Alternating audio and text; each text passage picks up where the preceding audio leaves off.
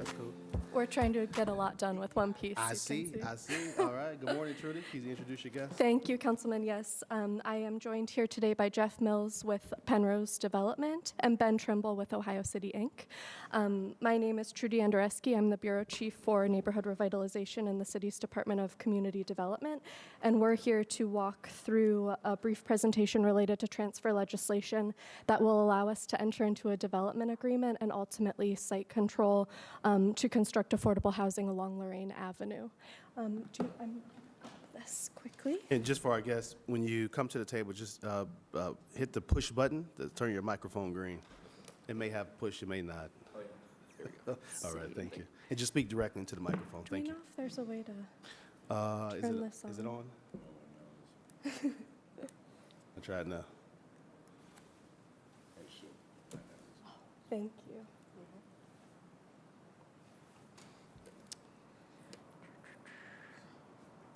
You never know what you're going to get with that thing. We'll figure it out. Do you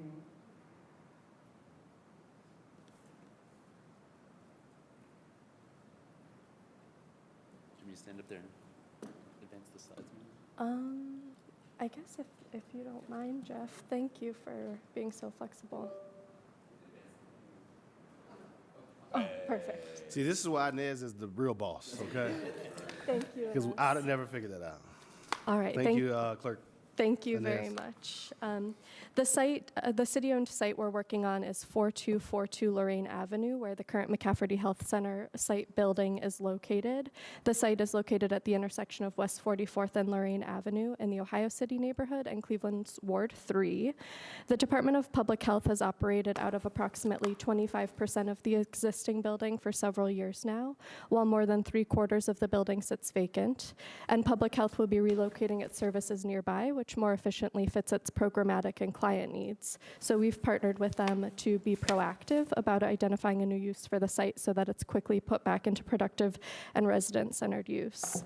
In fall 2024, the Department of Community Development issued a request for qualifications to attract real estate development firms to create much-needed affordable housing at the site. And I believe that the ability for the city to support affordable housing citywide, and in particular in amenity-rich neighborhoods, creates significant opportunities for the success and positive quality of life that current and future residents will be able to experience at this site. Here we outline the main scope of the request for qualifications, largely, again, to construct affordable housing alongside providing ground floor social service and or nonprofit use. These are the development requirements we specifically put forth to development partners, which also include creating some semblance, some sort of public amenity space, ensuring there's community collaboration throughout the design development of the project, and participation from businesses who are certified with our Office of Equal Opportunity. The RFQ was structured in partnership with the Department of Public Health, City Planning, Councilman McCormick, and Ohio City, Inc., with strong support from the Mayor's Office and the Mayor's Office of Capital Projects. In the words of our Public Health Director, housing is health. In CD as well, we believe that providing high-quality housing choice for all Clevelanders is a key component of equitable development, and by our definition, equitable housing opportunity means we need to maintain and create housing opportunities for individuals who will not have to pay more than 30% of their income on housing, be that a mortgage or rent. Projects like this are an opportunity for us to play a part in reducing the intense housing cost burden that Clevelanders at various income levels experience, and in this case, supporting that in the rental market. Here, I just wanted to briefly show data from the American Community Survey. The map visualizes data of housing cost as a percentage of household income by census tract. And in the census tract where the McCafferty site is located, nearly 40% of all renter households surveyed were spending more than 30% of their income on rent. And in adjacent housing, in adjacent census tracts, that percentage increases to 45% and 52%. This project will seek to create another housing option that should alleviate some of that burden. I think as I wrap up my portion, we just want to point out that at the beginning of July, the city and Ohio City, Inc., in partnership with Councilman McCormick, released a community value survey to continue refining what values and needs are present in the community that we can strive to kind of work through as part of this reinvestment. Neighborhood partners including May Dugan, the Spanish American Committee, the Westside Catholic Center, and the Young Latino Network all assisted us with this upfront engagement effort. The first round of engagement is a foundation to build on, and the project team is already on their way to further engaging residents and stakeholders now that they've been selected to work on the site. And now I'll pass it off to Jeff from Penrose for a brief overview of the proposed project. Thank you, Trudy, and good morning. Thanks for the opportunity to talk about this exciting project. My name is Jeff Mills. I'm the Director of Development for a company called Penrose. We have been so blessed to be able to do work in Cleveland before, and we're really excited to be able to do work in Ohio City at this site. Our development team includes Ohio City as a co-developer and future co-owner of the facility. We've, as Trudy mentioned, engaged with the residents several times now, in addition to the work that was done on the survey.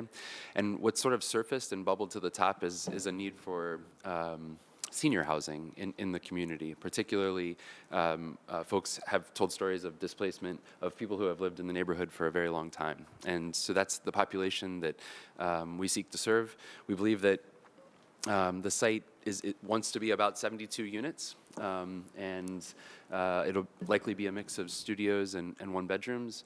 The populations would also, we believe, have incomes between 30% and 70% of the area median income. This will allow us to get pretty deep into the affordability mix and help a very wide range of residents stay in Ohio City. We'll be pursuing low-income housing tax credits, 9% tax credits, which have an application process, a very competitive process that, as you know, in February we'll be submitting our application. We're really excited about that.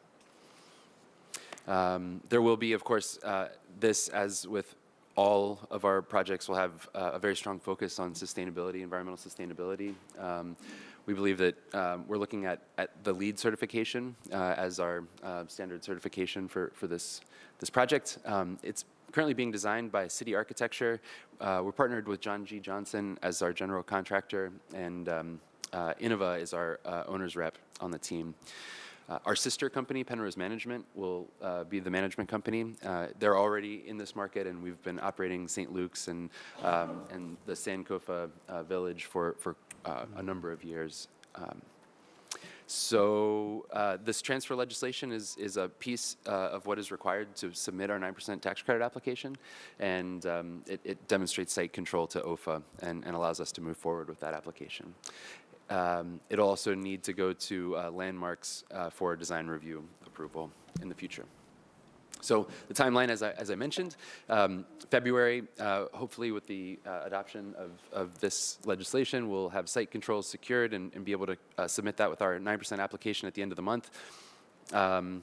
In May, we anticipate, and cross our fingers and knock on wood, that there will be an announcement of a 9% tax credit award for the project.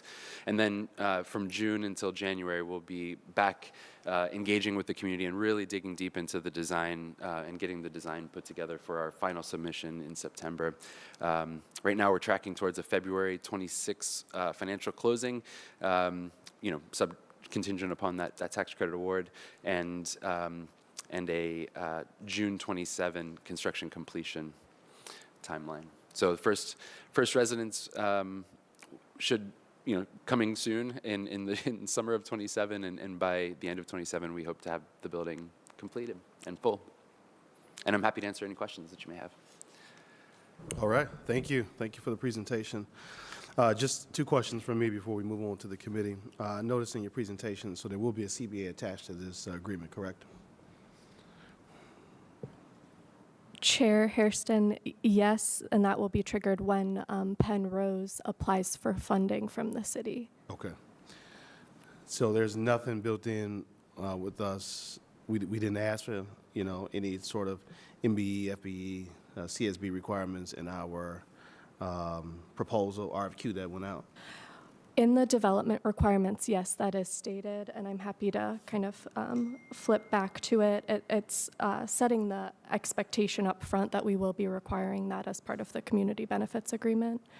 As far as specific participation numbers, we didn't insert that into the RFQ itself. Okay. So I've seen RFQs where, you have categories for whoever's submitting a proposal to say whether they intend to have MBE participation, FB and CSB, and at what level, and that helps. So that was not a part of this RFQ's scoring. It was a part of the evaluation criteria. It was? But Okay. yes, Okay. and I'm happy to get that information to you if you'd Awesome. be interested. Thank you. That's the only question I had. I saw it listed there, but just wanted to dig into a little bit deeper. So thank you for that. If Councilman Corman wants to go first, or he wants to go after a question. Happy to. Thank you, Mr. Chairman. Appreciate you hearing this morning. I will, I don't even know where to start with this. So back in 1937, when I joined Cleveland City Council, we have been talking about this location in this building for a very long time. So prior to me joining council, and I've been on council for 9 years now, so that'll give you a scope of the conversations that have been going on. I want to recognize Ben Trimble here with us today with Ohio City Inc. Ben has been with me side by side on this project for a very long time, and is steward ensuring that it retains affordability. And in addition to that, Ben is leading on Fairview Gardens and kind of putting his foot in the ground and to retain and build affordable housing in Ohio City. So I want to recognize you and thank you, Ben, for that. He's a resident of Ohio City. He gets the demand and the need for affordability. So appreciate your work, and you did a ton of work on this as well. So really appreciate that. And you've gone through years of stops and starts and questions and all that kind of stuff. So I don't want that to go unsaid. Appreciate your help there. And Trudy, too. Has done a ton of work on this to get us to this point, has dealt with me, has been like, come on to me. So I really appreciate her leadership too, and excited about Penrose. Mr. Chairman, this is as was noted, a City of Cleveland facility. We started this conversation, quite frankly, when about the future of this building, when the VA was still there, Metro Health was still there, and the City of Cleveland was still there. The VA, during the pandemic, chose to consolidate into Parma, I believe, or Pearl. I can't remember exactly where they went to, Parma, which left a big vacancy here, as well as Metro Health. Thankfully, they built a beautiful new health center a block away in coordination with Urban Community Schools. So they actually expanded their services in the neighborhood in a brand new health center. And then the Pride Clinic, which was in this facility, went over to the LGBTQ plus center, which I think also makes sense for that to be housed within the LGBTQ plus center. So all of the services that were in this building have been relocated. And I know that the health director right now is working on a plan, actually in Ward 14, to move some of the additional services just down the road to Ward 14 in Councilwoman Santana's ward. So I feel very good, Mr. Chairman, that the services that have been provided in this building for years are either, expanded upon in the case of Metro Health and the Pride Clinic, or are moving just around the corner, for example, in Councilwoman Santana's ward. So I really do feel good that the community will retain the same level of public health services within the neighborhood. This building is functionally obsolete. We ran a study with former COO Darnell Brown and now Bonnie Tewin to understand whether this building could be renovated, and the result was no. It would cost way more to renovate it into a new use than to build new. If anyone's been in the building, it's a really funky layout, the way it kind of all lays out. So it really does not, the current building itself really does not lay out for a renovation, because that was a part of the conversations in the community, whether that was an option or not. The other thing, Mr. Chairman, and again, this goes back to working with Mayor Frank Jackson and now with Mayor Bibb, is one of the things I said is, as long as I'm on council, this is going to be affordable housing. I will die on this hill. This is going to be affordable housing, because we welcome everyone in our community, but we are struggling with affordable housing big time on the Near West Side. Trudy, I believe, is a resident too of the Near West Side, so she understands this. It is critical, and as was noted earlier, Mr. Chairman, another big population that we're having challenges with are folks that have lived in the neighborhood for a long time, and whether it is they can't keep up with the house, or the taxes are too high, or whatever it might be, are having to leave their homes in a neighborhood that they've loved for 30, 40 plus years. So what I'm really hoping for is that this project can provide an opportunity for everybody, but also for folks in the neighborhood that are lower income, that want to stay in the neighborhood but can't afford their home anymore, or can't afford maybe a rent increase or something like that. Mr. Chairman, the last thing I'll note is that we think about affordability as rent, but we also understand that affordability is transportation, affordability is access to quality health care. As I noted before, this project sits right in the middle of the Detroit corridor between 25th and 65th, with very easy access, either walkable or a quick bus ride to a Metro Health Dental Clinic, a Metro Health Health Center, grocery store. Zone Rec is right down the street. So my hope is that the seniors that live in this building, Mr. Chairman, will have access to a lot of public amenities. The West Side Market is right down the street, to not only have an affordable rent, but also be able to get around and have affordable amenities around them as well. And this is a 24-hour bus line, Mr. Chair, right on this site. So again, really appreciate all the hard work that went into this. And really, I'm excited to see this, low-income senior housing come to the near West Side. It says hopefully 100% occupancy. I can tell you it will be. There will be a waiting list. As Councilwoman Santana can tell you about the new affordable housing in her ward, there will be a waiting list for this building. That is how heavy the need is in this community for affordable housing. So, Mr. Chairman, I appreciate the time this morning, and I fully support this ordinance. Thank you, Councilman McCormack. Are there any further questions from the committee? Councilwoman Spencer? This is a no-brainer. This is brilliant. So this is a really exciting project for, my ward is immediately adjacent to the west, and echoing what Councilman McCormick shared, this type of housing is needed very, very badly in our part of the city. So thank you so much. Great job with this RFP. Wanted to briefly take the opportunity to ask about, or one more comment, which is that 30 to 70% AMI is absolutely the target. So a lot of times we're finding, just as anecdotal feedback, 80% and above, although technically affordable, people start to feel like those rents actually don't reflect a level of affordability for Clevelanders. So I was really glad to hear about the 30 to 70% AMI. My question is just curious about timeline in terms of the cycle of 9% applications and that competitive nature of 9%. Do we have any way of anticipating how you might do this round? And if not, what would be the next step through the chair? That's a great question. Nothing is guaranteed, but it's a perfect score, and this is the second year of the qualified allocation plan. So the rules and the criteria for how they rank these types of deals. The tiebreaker is above 90 out of 100, and so while again nothing is guaranteed, it's about as good as you could get. A perfect score on the QAP sounds pretty darn good. So, Councilman McCormick, sounds like you're in good shape. This is very exciting. All right. Thank you, everybody. Thank you, Mr. Chair. Absolutely. We're going to keep our fingers crossed. Any other questions? All right. See no further questions. Ordinance number 42-2025 stands approved. Thank you all. All right. It is. I know we've been talking about this building a long time. Come on. Ordinance number 45-2025, as amended by council members Bishop, Harrison, and Griffin by departmental request, an emergency ordinance to supplement ordinance number 746-2024, passed August 7, 2024, relating to the Bedrock .41 TIF district by adding 3 new whereas clauses in sections 9A, 9B, 9C, 9D, 9E, and 9F.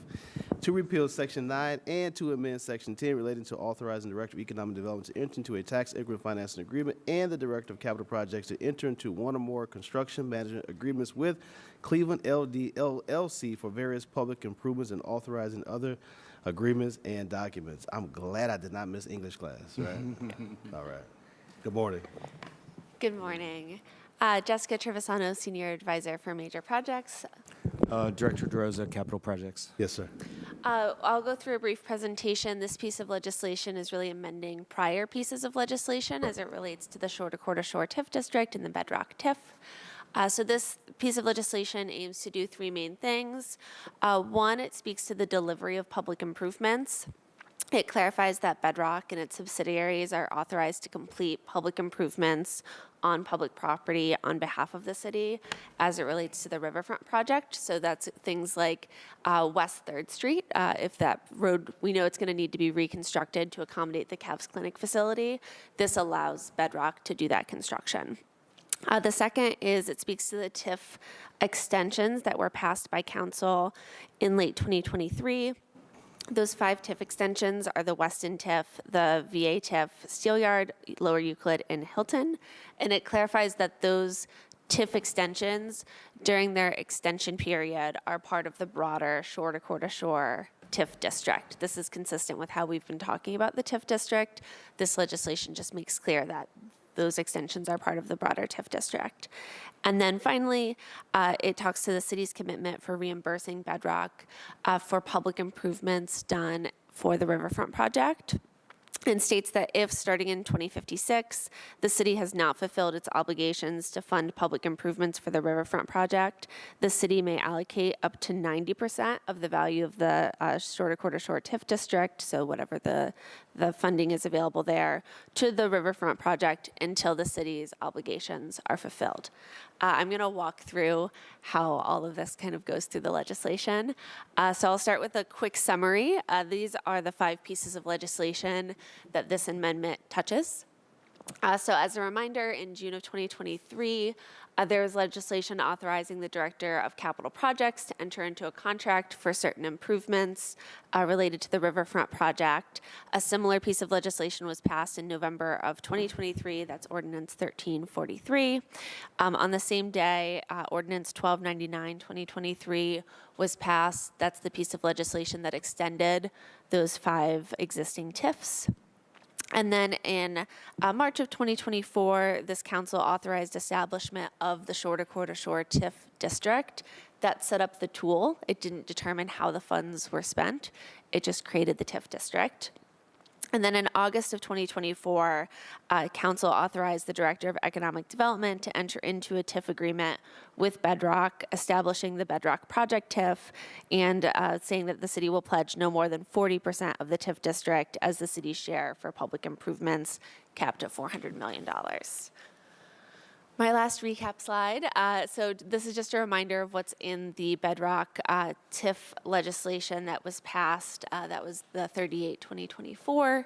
That piece of legislation established a project TIF for the Riverfront project. That's a 45-year non-school project TIF that starts in 2027 and ends in 2071. That piece of legislation also spoke to the Bedrock CBA, which you'll remember includes $25 million total in contributions made at various project milestones. That includes the neighborhood investment fund that Bedrock has committed to, and really makes their investment in the neighborhoods happen sooner than would otherwise happen just through the shore to core to shore TIF district.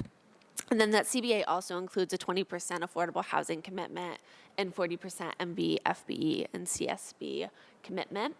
And then in that piece of legislation, we also spoke to the shore to core to shore TIF district. In that, we said that up to 40% of the TIF district pilots will be directed to public improvements only. So that's things like streets, parks, utilities that are needed to support the project in this really incredible new neighborhood that we're going to be having on the Cuyahoga Riverfront. And again, that commitment is capped at $400 million of project costs. So just to kind of walk through what's in this piece of legislation, sections 1 and 2 allow Bedrock to deliver public improvements on behalf of the city through a construction manager at risk agreement.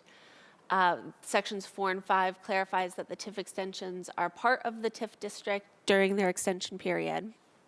And then Section 3, as amended, permits the city to allocate up to 90% of the shore to core to shore TIF district proceeds to reimburse the developer for any outstanding public improvement costs, if there are any, starting in 2056. I want to just note there is an amendment to this piece. Originally, we had proposed this was up to 100% of the shore to core to shore TIF district proceeds. After talking with council raised a really great flag that we want to make sure that we preserve our commitment to at least 10% of the shore to core to shore TIF district being reserved for the neighborhoods. So we dropped that down to 90% just out of an abundance of caution to make it very clear that there will always be at least 10% available for neighborhood commitment. And Mr. Chairman, do you have that amendment? Madam Clerk, so because we made the amendment in municipal services, do I need to amend here as well? No. That's what I thought. It's already gone to law, so we're set. Okay, all right, just wanted to be clear. Thank you. So no, we're good. Good. All right. Yep. Yep. All right, thank you. Okay. All right, we're on questions. All right, we'll open up to the committee for questions. Any questions from the committee? Any questions? I'll start, Mr. Chair, and I might want to come back on as I continue to collect some thoughts on this. Mr. Chair, this has already been heard and passed by municipal services? Yes. Okay. I will confess, had an interesting start to the week. I have not had a chance to study this legislation in depth. I think it'll come back to finance as well on Yes. Monday. So I couple questions. Curious, first of all, why no representative from Bedrock is here? And is there a reason why? Did they request this? What is the origin of these 3 new whereas clauses? Why are we doing this? Yeah. Through the chair. To the council person through the chair, there's no Bedrock would have been happy to be here and probably would have loved telling you about all the exciting work that is happening with their project. These pieces of legislation we really see as cleanup of prior pieces of legislation as opposed to major policy changes, and so it didn't feel like it rose to the level of bringing a representative from Bedrock to the table for these pieces. As we went through the TIF agreement with Bedrock, through those negotiations, we started to notice a couple of pieces of legislation that we could make more clear and could align with the way that we've been talking about the TIF district the whole time. So, for example, making sure that the extensions are part of the TIF district. We realized it wasn't clear in prior legislation. We talked about that at the table, and so we wanted to make sure that those were made really clear and that we came back to council with all of those. Thank you. On that note, can you help me understand the math on those extensions and/or why is it so important to clarify that particular piece? What are we actually trying to achieve? Yeah, to the councilperson through the chair, you might recall, and I'm sorry I don't have it with me, we presented a couple different outcomes when we first talked about the shore to core to shore TIF district, and we showed you that like hockey puck graph where, the value of the TIF district increases over time.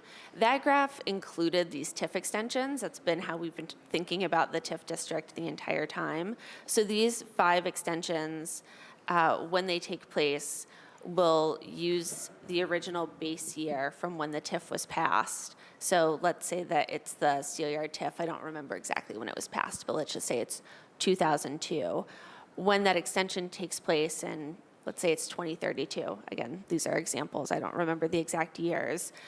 That extension period, the next 30 years, will be captured in the shore to core to shore TIF district, but using the base year of 2002. So all of the models, all of the figures that we've been showing council included these TIF extensions in all of that modeling and in all of our discussions of the TIF district.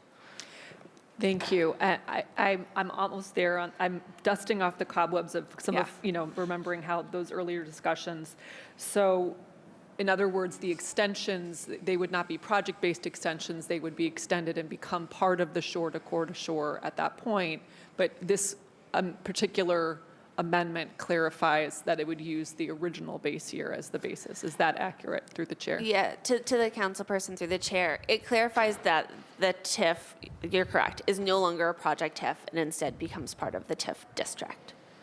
And also that the original base year of the TIF is counted as the... That was established in the prior piece of legislation. The piece that we're amending and making clear is that the extensions are part of the broader TIF district. So that base year those extensions were already determined back in 2023. Okay.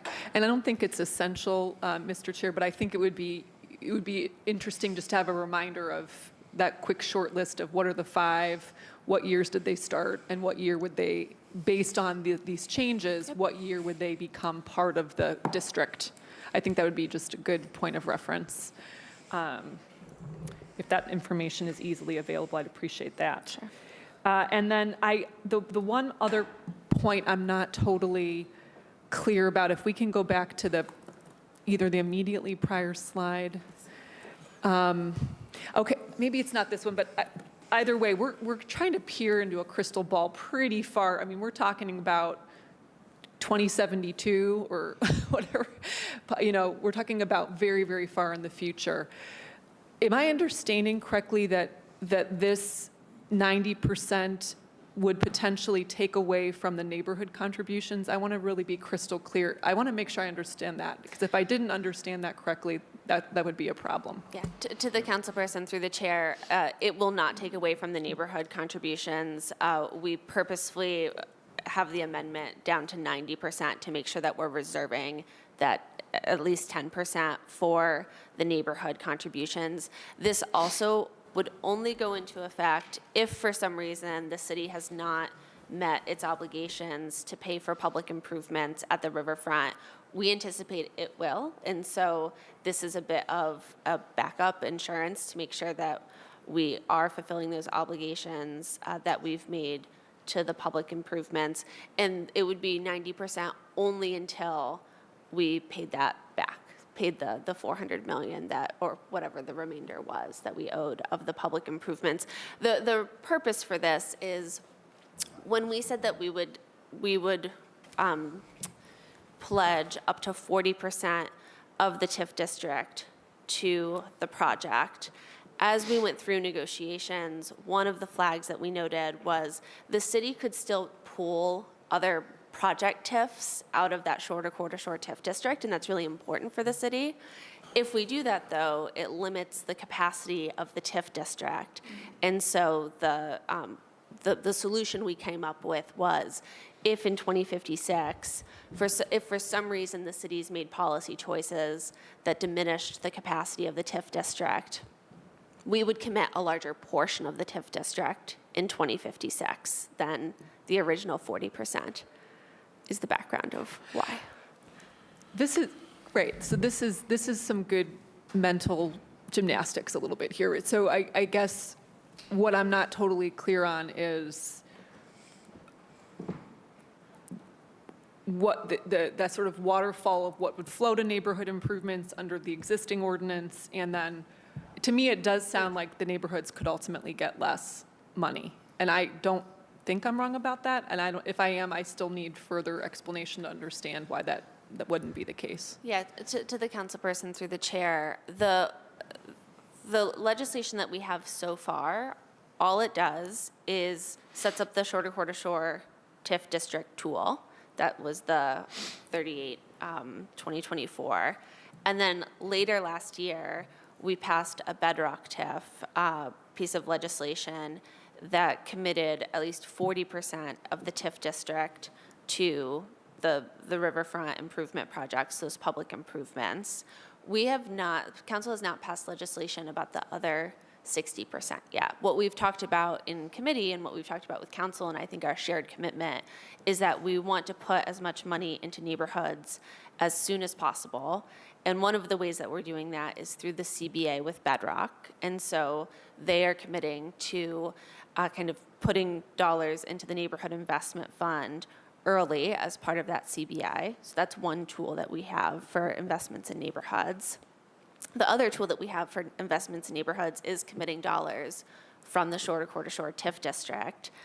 This piece of legislation doesn't stop us from doing that. What it does say is, if in 2056 we've made other policy choices and we haven't paid Bedrock, reimbursed Bedrock for the public improvements that they've made, we can commit up to 90% of the value of the TIF district until we've paid that debt back. The other 10% we can use for anything, including neighborhoods, which is what we've committed to. But we need that to provide the assurance to make sure that those public improvements are delivered and that we're being good partners with our development partner to make sure that we actually have a source to pay back for those public improvements. Yeah, thank you. And through the chair, I mean, the reason this requires a deeper dive is because, as mentioned, there's a district TIF, there's a project-based TIF, there's a CBA, there's a lot going on, and a lot of things that are influencing or interlocking parts. So I almost am, I'm looking at our fearless leader, Mr. Tytron, our policy and research director, just to ask, I almost feel like I'll have the benefit of hearing this piece again on Monday. Many of us at the table will, almost like a diagram or memo of how the neighborhood investment piece.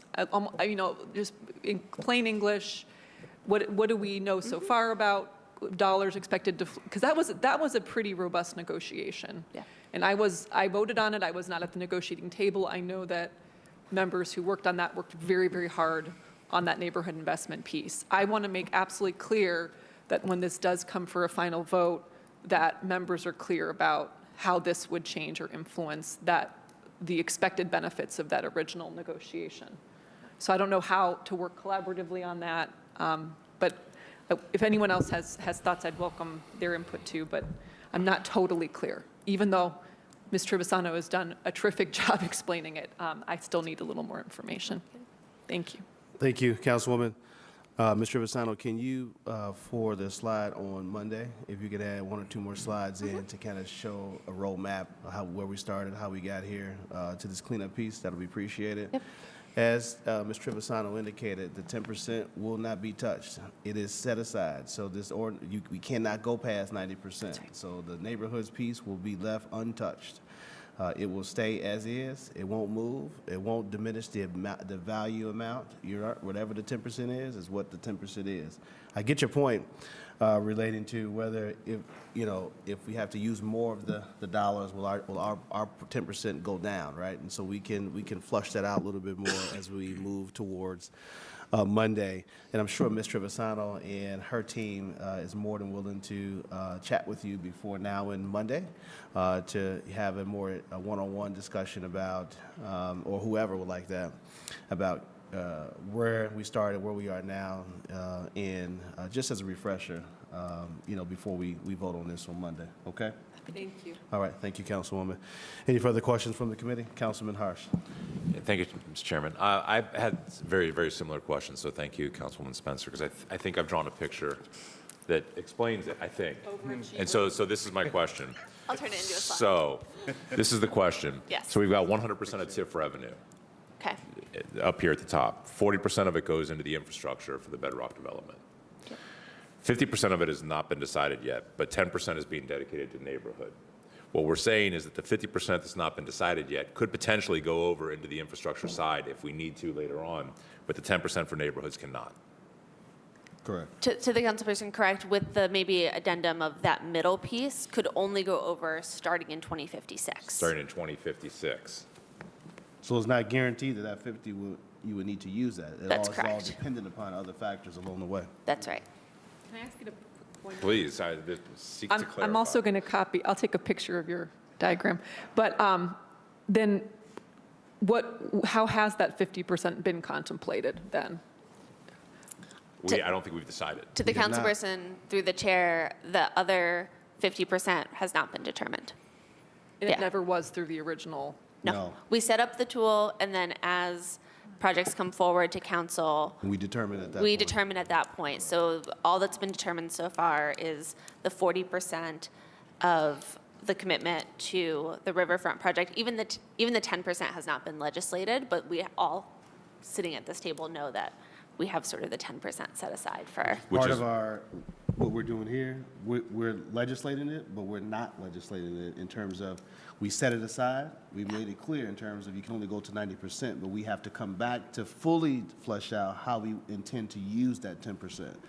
We've not dealt with the 50% yet, right? Because there's many opinions that are being said about how you use that 50%, whether it's the lakefront, whether it's other projects, wherever it is, and so we haven't got that far down the road yet. 40% was ready to go because Bedrock was ready to go, moving forward, and we all thought it was a great project to support. Yep. Thank you for No, it's important that we all be on the same page. So I understand that's why the 90% cap then prevents Yes. 10% from being touched. Yes, sir. We put the 90% into law, therefore 10% cannot be touched.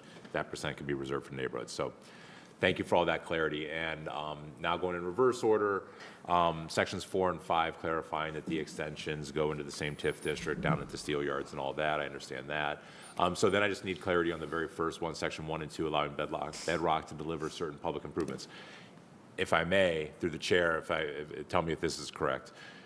So Bedrock is out there digging a foundation for a building, and they tap into the sewer, and the sewer's busted, and they say, you know what, we're already down here, we'll just go ahead and fix this sewer line while we're here.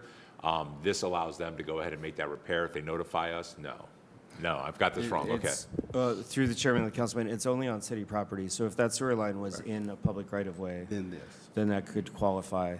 But if there's a water line that feeds one of their buildings that's on their private property, that's not considered That's their eligible. responsibility anyway. Yes.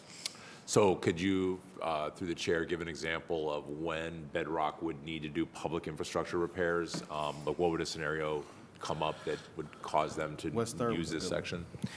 Yeah, through the chairman and the councilman, West Third, but probably which West Third is the connection from the Bedrock project basically into Tremont, right? Okay. But that's a connection that's at the front steps of their new Cleveland Clinic Cavs building. Yeah. But the more immediate is they're starting the early foundations for reconstructing the Eagle Avenue ramp. For folks that have been in Cleveland for a while, there used to be a ramp that would go down kind of in front of Rocket Mortgage Fieldhouse down to the Bedrock site. And so it's a different configuration in some ways, but basically they're rebuilding in a public right-of-way a ramp that will connect from the upper level down to the lower level of the Bedrock site. And so that is a city bridge, a city street in the public right-of-way that through this construction manager at risk, arrangement that we have, they will be constructing for us. I see. And we will be reimbursing them those costs. Okay. Okay. No, Okay. Well, thank you. I appreciate the clarity. Yeah, I get it. Thanks. All right, thank you. See no further questions. Okay, I think I Councilwoman. have one, I tried to bring up the presentation. Can we go back one more time to the? This one? Yes. Is there any reason, and I'm sorry, and I know I'll get clarity between, next couple days. Is there any reason we would not be explicit then at this point that 10% is for neighborhood investment? Meaning, if we were not cleared before, if we're going back and doing cleanup, if there's a shared understanding in 2025, but we're peering into a crystal ball beginning in 2056, if this is sort of the intent, why not be more explicit about that intent through the chair? Yeah. Well, part of it is we know what we want to do, but I think that there's some work still left to be done in terms of what that looks like in the neighborhoods, right? When we do this, we want to be absolutely clear. So for us, capping this at 90% will give us the time, right, to make further determinations on how, where, what, and when we would like to use that 10% for. It just gives us a little bit more time to have further discussions. Right now, for us, the best thing we can do now is just to cap it at 90%, so that way we have more time, as you have talked about today, and understand it and make sure our focus is correct as it relates to the 10%. But I hear you. Trust me, because I had the same thought early on. Thank you. You got it. All right, see no further questions. Ordinance number 45-2025 as amended stands approved. Thank you. All right, please get together before Monday. Thank you.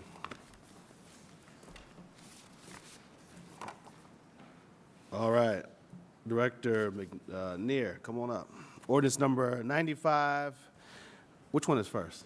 95, then 96? Does that make sense? Come on up. 30, I see 3210 and 3105. Does the order matter? No, they're kind of contained pieces. Okay, all right. We'll start with 95. Ordinance number 95-2025 by council members McCormick, Harrison, and Griffin by departmental request, an emergency ordinance authorizing the mayor and the commissioner of purchases and supplies to acquire, reconvey properties presently owned by TDG Franklin North LLC and or its designee located at 3210 Franklin Boulevard, Cleveland, Ohio, 44113, for the purpose of entering into a chain of title prior to the adoption of tax increment financing legislation authorized under Section 5709-.41 of the revised code for the Franklin Yards North project. And Director. Thank you, Mr. Chairman, members of the committee. First, I just wanted to say that I'm grateful to have been here because, like Councilman McCormick, I was around in 1937 when the work began on the McCaffery Health Center project, and I think that that is such an important project for the Ohio City neighborhood. But in a neighborhood with a lot of housing demand, right, we need housing of all different income levels and typologies, and I think that this is also an extraordinarily important project. So joined here today by Henry Apostle, who is the lead counsel for the Dallad Group, James Asimis from Norwood Development, who is a general contractor, and Bobby Bruno from our office, who's been doing a lot of work on this. And so this is for the Franklin Yards project, which is a project that encompasses both sides of Franklin Avenue. Again, vacant buildings. One's been a vacant building for probably the better part of over a decade. The other one has been a surface parking lot, probably also since 1937, that we've looked at for a long time. And so I'm going to give it over the team here from Dallad to talk a little bit about the project, but I will say I have had the opportunity to work with a lot of different developers over the course of my time in this work. The Dallad Group does, I don't say this lightly, extraordinary work. They do as high a quality work of renovation of existing buildings as anyone you will meet, right? If you've been to Worthington Yards downtown or even the Tinnerman Lofts in Ohio City, right? They do magnificent work. So excited to help them along with this. And with that, I'm going to give it over to the team here to talk a little bit about the project, and I'll come back on the incentives that we are doing.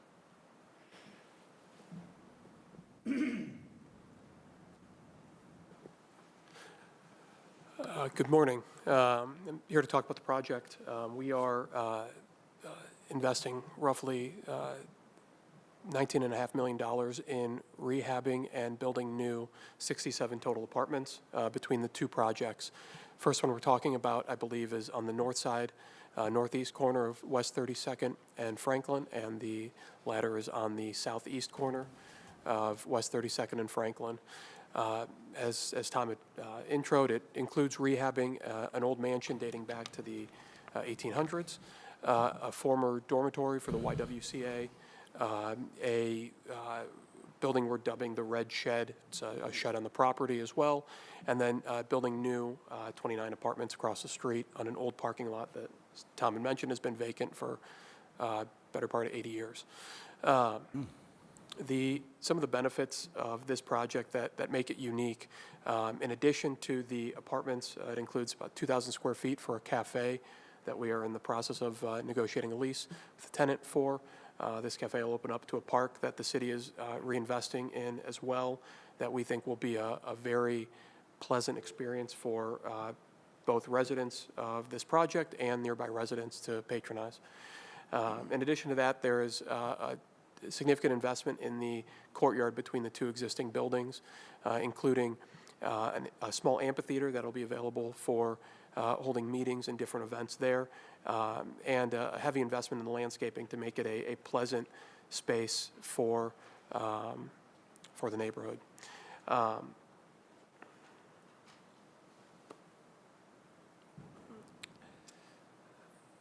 We are expected to complete the project later this year, and are very excited to be able to bring this project in front of you today.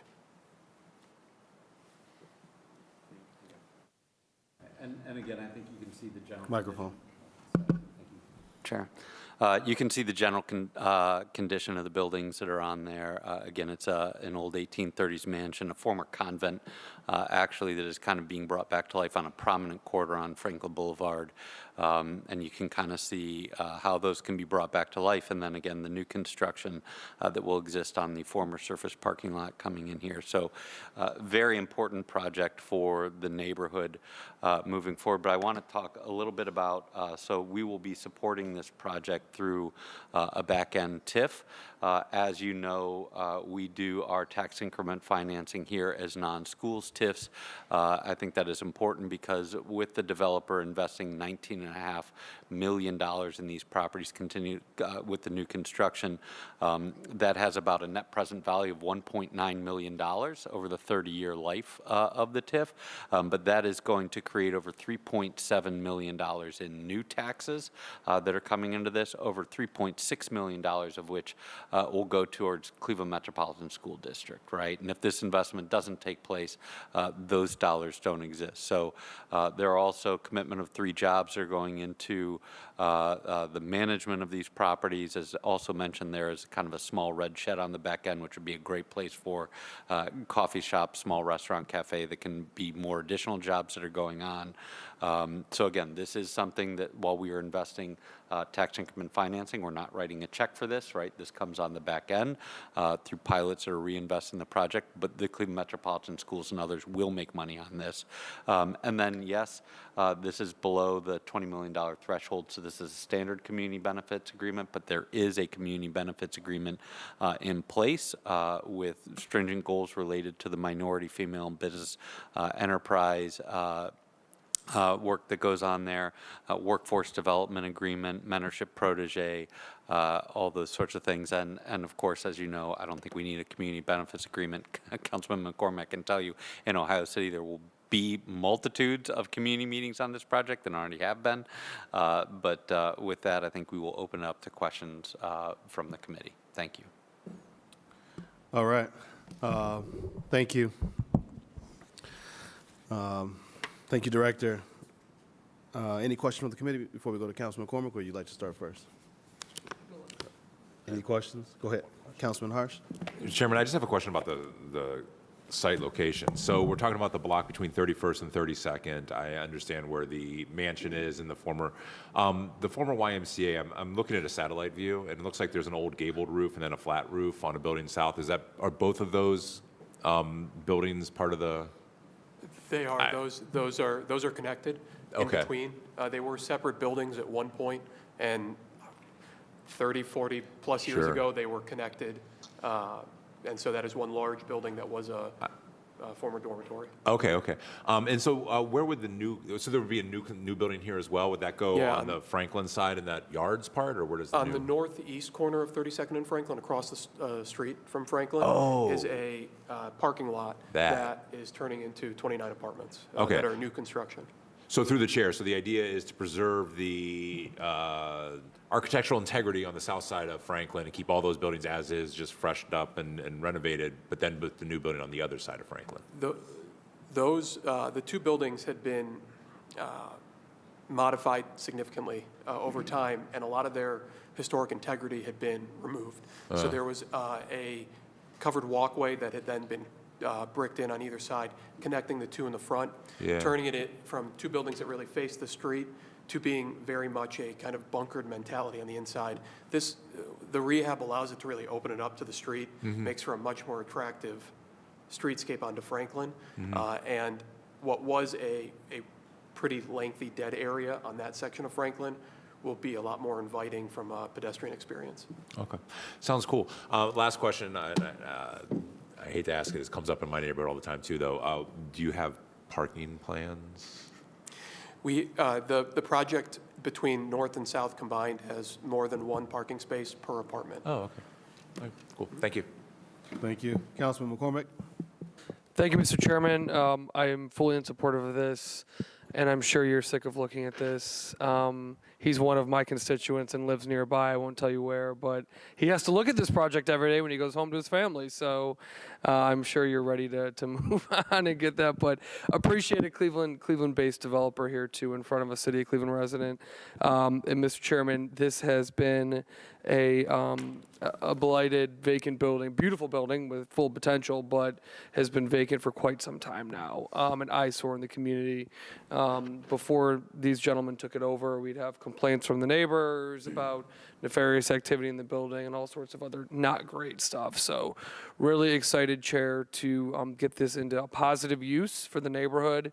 The neighborhood's been looking at it for a while, and it's, again, been either blighted or boarded or some version of that. So as the director said, the Dallard Group and the team does a great job, really takes care in the renovation of what they're doing. So I have full confidence that they will take that same care with this building. And the one thing I'll note, Chairman, across the street with the parking lot, because sometimes parking in Ohio City is a big issue. It's a parking lot that's been fenced off from the community. No one's been able to use it. So it's not a parking lot that, the community benefited from or neighbors could use. So, whoever's owned it over the years has fenced it off with barbed wire, and no one's been able to use it for anything. So I'm happy to see that being reused as well. So again, excited about this project, Mr. Chairman, and this has already gone to the Block Club numerous times. I'm sure you'll continue that engagement, but they've been out to the neighborhood, Mr. Chairman, a few times already on this project, and I'm sure we'll continue to engage the community. So thank you. And Mr. Chair, can I have a point of personal privilege? Sure. I do apologize that I did not mention Tom McNair in the last piece on McCaffery Health Center. Be In his okay. previous life, he spent a whole lot of time on that project as well. So my apologies for the oversight director. You were heavily involved in that project. It's a great project for the neighborhood. So I just wanted to mention that. Thank you, Chair. Thank you. I don't want you to go out of here with hurt feelings now. Please don't. Please don't. You're so silly. All right, see no further questions from the committee. Ordinance number 95-2025 stands approved. Remember, this is the first of two pieces we'll have to hear, so this piece will be back before this committee related to the actual TIF itself. All right? And if there's any questions that come up between now and then, we can address those. We'll go to the second piece, which is just like the first piece, but the numbers are a little bit different.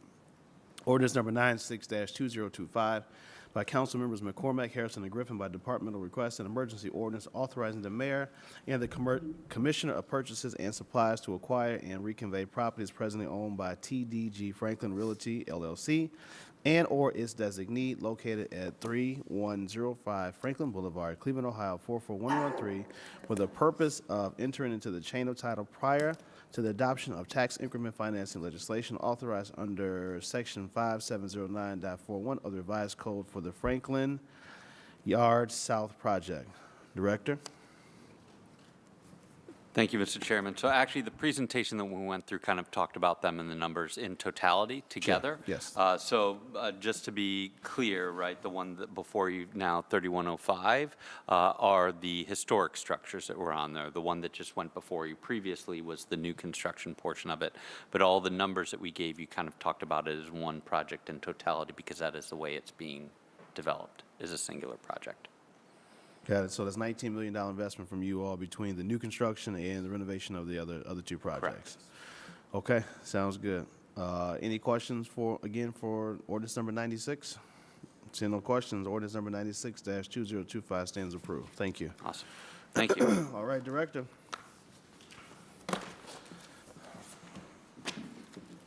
Thank you all. Appreciate it. You got it? All right, Brother Bruno. Bruno Mars. Can you dance like him? No. Okay, all right. I believe you do. Thanks, Director. All right, last piece. Trudy, come on up. Bring your team. Ordinance number 1116-2021. This has been so long, I'm getting the numbers mixed up, right? Ordinance number 1116-2021 by council members B. Jones, Brancatelli, Kelly by departmental request, and House Jones, an emergency ordinance authorizing the mayor and the commissioner of purchases and supplies to acquire the Martin Luther King Jr. High School and property located at 1651 East 71st Street for future redevelopment for the Department of Community Development to convey the property to Structures Unlimited LLC or their designee and to enter into an agreement between the city and the redeveloper. Trudy? Thank you very much, Chair Hairston. I would like to introduce my guest Kareem Salam with Structures Unlimited and Dominic Durante with LD Architecture. We're also joined here by a couple other team members from the Structures Unlimited team, as well as Karen Thompson, the Chief of District Operations for the Cleveland Metropolitan School District, and Holly Yes, Delasanti, how are you? who we've been working closely with on this project over the last 4 years now. So this legislation, again, will allow the city to accept property from the school district and subsequently allow the city to enter into a development agreement with the development team, Structures Unlimited, followed ultimately by transfer of the property. I'd like to briefly highlight the site that we're talking about. So the Martin Luther King Jr. High School site is located at 1651 East 71st Street in the Huff neighborhood in Cleveland Ward 7. It's bounded by Lexington Avenue to the north, East 73rd to the east, Huff Avenue to the south, and East 71st to the west. It's approximately an 11-acre site. The school has been closed since 2020, and it is located in the Near East Design Review District. We have been working closely with neighborhood planner Kim Scott on the project. Just to highlight our partnership with the school district on enabling redevelopment at the site, Martin Luther King Jr. High School again closed in 2020. CMSD and the city partnered on a collaborative disposition process to identify future uses for the vacant school site in 2021 through issuing a joint request for qualifications for the redevelopment. This site is located in the form-based code area. The project team has already received conceptual approval from both local design review and the planning commission, and will continue to work closely with planning and zoning on the final approvals. We have had an ongoing partnership with the area CDC Famicos Foundation. They've participated in all of the project development calls that we have and coordination, as well as assisting with the community engagement sessions, including one that was hosted just last night at the Fatima Center, about a block and a half from this project development site. As part of the project scope, the team will be designing, constructing, and maintaining a pretty fantastic public amenity space that will provide opportunities for the public to gather. And that design, I have to say, it's been expertly and iteratively developed in partnership with community feedback over the past couple of years. At this point in time, we are not here discussing any sort of city participation and funding. The project team has not requested funding from the city at this time. If that's the case, they'll be required to enter into a community benefits agreement, but we already, as part of the development agreement, we'll be working through participation from minority contractors, local contractors, female-owned subcontractors, et cetera. And so I can assure you that the firm, the development firm, very seriously takes that participation into account and prioritizes it. And then, of course, as with any of our projects, all of the standard design requirements and city regulations apply. So with that, I'd like to pass it off to Kareem to talk through Structures Unlimited in a little more detail.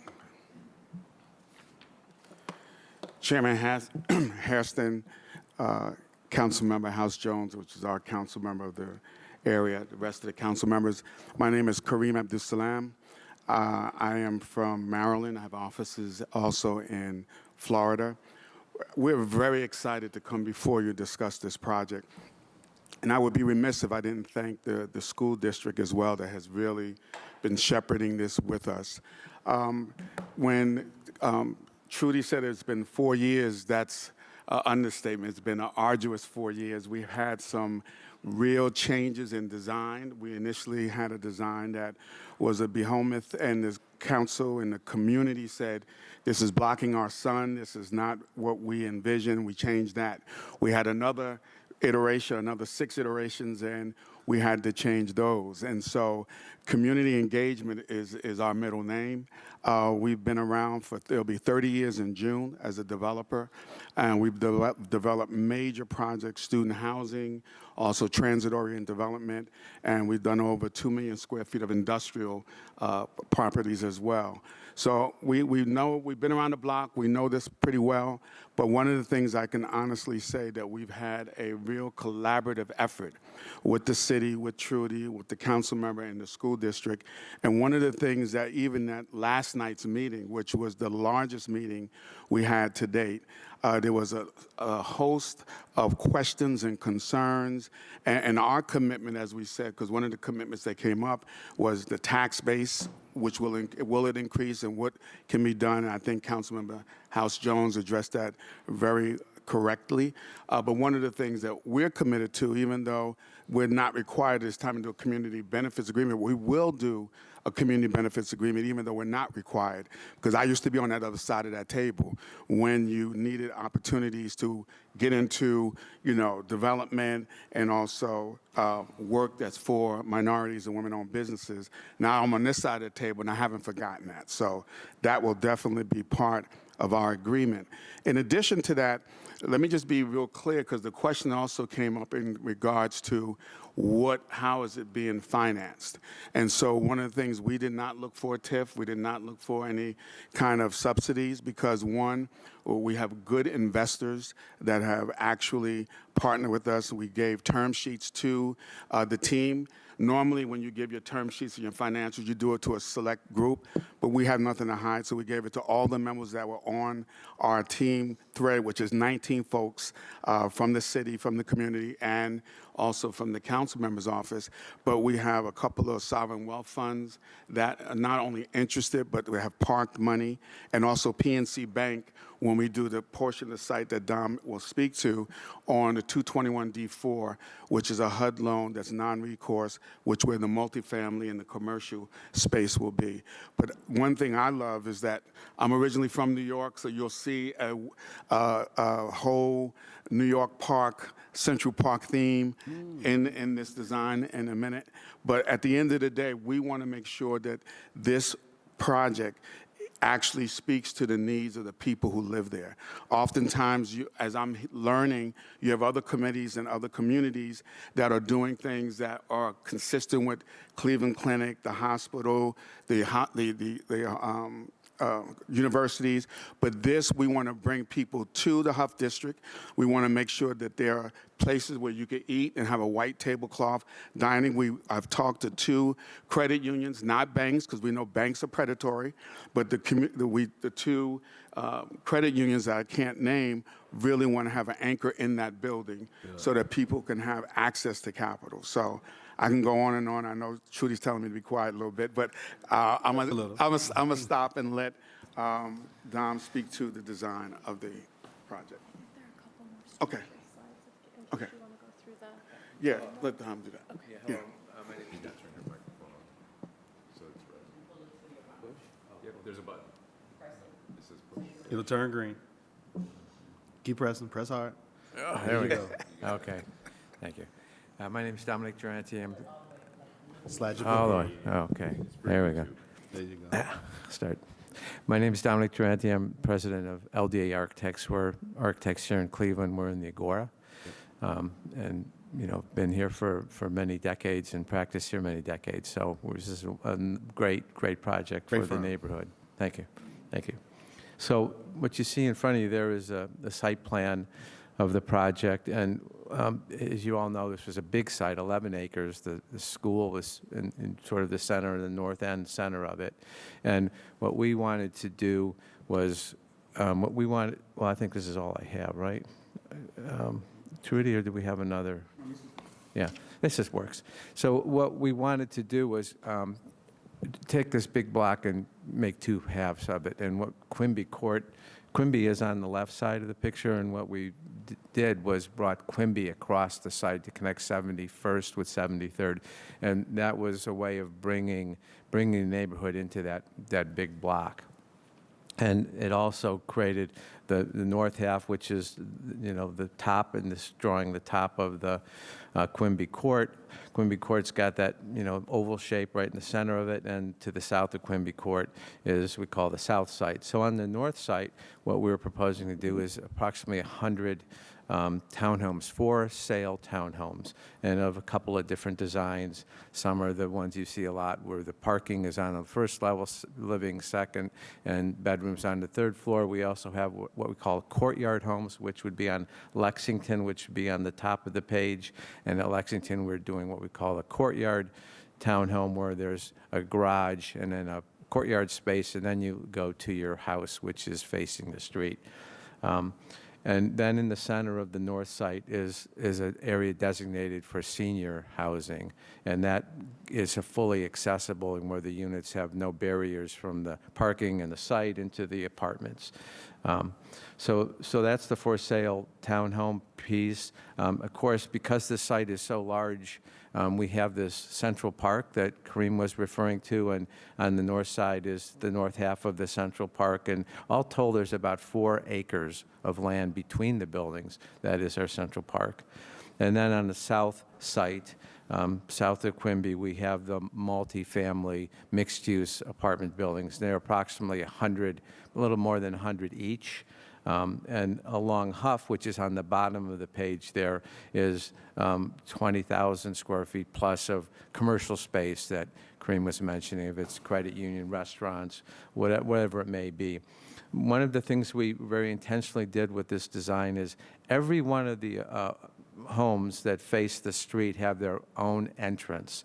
So townhomes do, as you know, that's typical, but even in the multifamily homes, when we're on 73rd or 71st, there are separate entrances to those apartments from the street, like we did in Ohio City, Carrie would know, with Clinton West, where there are entrances off of those apartments that face the street. So they appear as if they're townhomes, even though they also have the interior circulation of the multifamily for accessibility with elevator and all of that, those conveniences.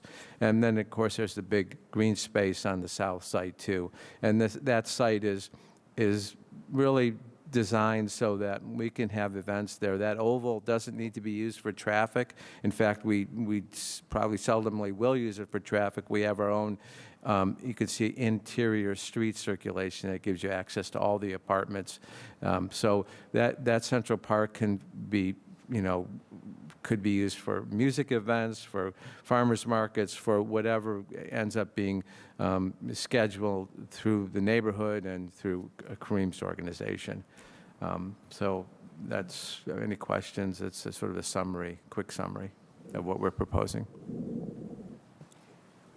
I'll just add quickly too, we do expect as the project goes through schematic and final design review approvals that there will be slight tweaks to this, but this legislation will allow us to enter into the development agreement that will allow the developer to more seriously turn those term sheets into hard funding commitments, et cetera. That's all. All right. Anything further on the presentation? I'm looking at your next slide. Slide 6 has notable past projects. Yes, sir. That looks at the Thompson, that's in Maryland? That's in Prince George's County, Maryland. Okay. Villages at Pepper Mill is also Maryland as well? That is correct. And your Gateway Loft is also in Maryland? That's correct. Okay. All right. Well, I see that you're based in Maryland. And a really nice layout here. I'm looking at the overhead proposed site development. What type of material will the townhouse be? Will it brick? Will it be, We had the major discussion last night. They did not want to see vinyl. It's going to be brick, especially everything that faces the street will be brick masonry, and the treatments on the front is going to be very nice. Excellent. And we're following the form-based code. We'll have stoops and raised stoops off the sidewalks, and so it'll be kind of traditional side of, it won't be modern. It'll be a more traditional feel to it with traditional materials. Trying to kick me out of college. Maybe I'll come up. Hey, we welcome you. All right. Excellent. All right. Councilwoman House, you'd like to go first, or you'd like to go after any questions? Is there any questions from the committee? Councilman McCormack? Mr. Chairman, not a question. I'll be very brief. This looks like a great plan. I whispered to my colleague to my right, maybe I'll move here. Thank you. I'll become her Guess we're problem. both with her constituents. No, that's right. Thank you, Councilwoman. No, I just wanted to commend, I know that this is still in process, but I wanted to commend the team for the focus on not only form, but also the amenities in the middle as well with the park-like approach. This looks like really wonderful addition. Thank you. So Thank I know this is not my neighborhood, but I'm just saying my first kind of glance at this as a project, it looks really exciting. So thank you. Thank you. Councilwoman House Jones. Oh, I'm sorry. I'm sorry. Very last. Thank you, Mr. Chairman. Just a very brief question. Also, This looks fantastic. This is a transformative project that could do so much good, and I'm really excited to see this move forward. Just a question, though. Sure. I've been to Maryland a number of times. I've got a very, very good friend in Baltimore. Baltimore and Cleveland actually have a lot in common. Socioeconomically, demographically, size, the struggles of Baltimore and Cleveland are very mirrored in many ways. And my question through the chair is, are any of your current projects in neighborhoods that are also struggling financially? Or are they, when you say Pepper in Northeast Mill? Ohio, Pepper Mills, Pepper Pike, those are all very wealthy areas of town. So I'm glad you're giving me a softball. Pepper Mill was a HUD project, 19-acre abandoned. It was the biggest dope den in Prince George's County on Central Avenue next to the Addison Road Metro. The council member at that time suggested it be redeveloped. HUD had a lien on the property. We went to HUD, got the lien release, we developed it, but the council member made it very clear that it had to be upscale. It had to actually be also a rent-to-own project with the opportunity to own it. It is now 100% owned by the people who are there. It's 19 acres, 79 units. It is the best inside the Beltway project. Not my saying, this is ULI saying it, in Prince George's County. So we are familiar with, what we call challenging communities, and that's what we do. Okay. I just wanted to get clarity on that. I appreciate it. No problem. This looks like a wonderful project. Thank you. Councilwoman House-Jones. Thank you, through the chair, to the team here. We're getting there. We are getting here. If people only knew what this has taken, but it's here. And so one of the things, what you see today is definitely different than what we initially started on. And it took many hours and meetings and plannings. And I want to give a shout out just to the collaborative partnership with our city planning team, CMSD, Structures Unlimited, and most people don't know, like for the last year, they've been having project meetings twice a month for the last year. This is just the last iteration of it. So it has been a lot of talk to get to this point. And being in a place where knowing that Cleveland has two goals, we want to grow the city of Cleveland with and provide quality housing for our residents who live in Cleveland. In addition to, we also want to attract other people to call Cleveland home, and we absolutely believe a project like this will fill both of those desires for the city of Cleveland. We know that there is a lot of work that we need to do specifically in our advocacy on the state level to work to have a property tax strategy that will work in partnership with our legacy residents. So as the new things come into our community, people are not priced out of their homes. At the same time, there is a commitment, and Ward 7 will be going through a process of economic empowerment for our residents, right? Where we know they have average household income is $25,000. We really are going to be embarking on a journey to have people think about what intergenerational living looks like so that you can have ownership, right? For those who choose to, right? There are other ones who don't want to be property owners, but there are people who do, and we want to create this partnership. So when you see the plans that come and unfold within our community, 3 to 4 years from now, people will be in the position to purchase homes in Ward 7. That is what we are embarking on, and so we are really looking forward to what will unfold as we talk about community benefits agreements. And we do know if it's not real, it's on paper. One of the things, though, that I am very grateful for is that having a developer and a development team that you don't have to explicitly say they already know what is expected. Like, Structures Unlimited, I think they know the vibe of me. I'm not playing, right? So we're not going to even go through it asking the ifs and whats. Do the work. work in partnership with community members. He has gotten the vibe over 4 years to understand what people want. People should not have to beg people to ask them to have representation in the community that you say you want to make your bottom line and then and return on your investment. You shouldn't have to beg developers to have partnership of people who look like the neighborhood that you're going into to work on the project from the top to the bottom. It's expected. It's expected. So really looking forward to seeing that come to fruition and being able to continue to add value in places where we know it's long overdue to have this investment. So really looking forward, and thank you, Chairman, for bringing this to the front. And also, I would be remiss, I want to also send a shout out to Karen Thompson, again, who is here. And again, knowing that she is a big wig at CMSD, but again, yeah, she's shaking her head, but she really is. But, there were some challenges. And, when we called her to ask, the diligence that she took to come and try to make things right, it is greatly appreciated. So I did want to put that on the record. Yes. Thank you. Thank you, Councilwoman. Yes, CMSD is always a great partner of ours. We have many sites left that we still are working through, but we're getting there. A lot of these sites are challenging. They take time, right? And so I have one in my ward, Charles Lake. We're still trying to get that figured out. And there's many other sites across the city. And so we just thank CMSD for their patience and their partnership as we work through to adjudicate a lot of these sites across our cities. All right.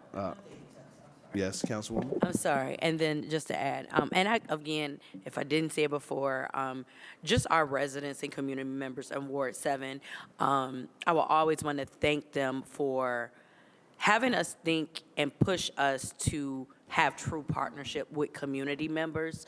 Again, like I said, the design that you see today is drastically different from what was initially presented, and it was based on the concern and love of community members and community members who have made the investment, their lifetime investment in Ward 7, and wanted to ensure that their lifetime investment is not put in jeopardy for a project, and having a government who actually listened to them, having developers that actually listen to them. Is it everything they wanted? No.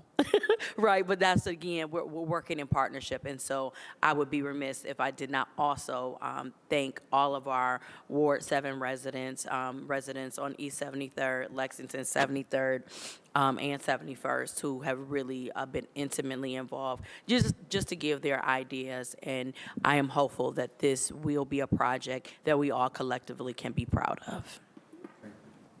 Got it. Thank you. Yes, the people we represent matters the most, and all of the things that we do every single day. So we all appreciate and understand that. All right, seeing no further questions, ordinance number 1116-2021 stands approved. All right.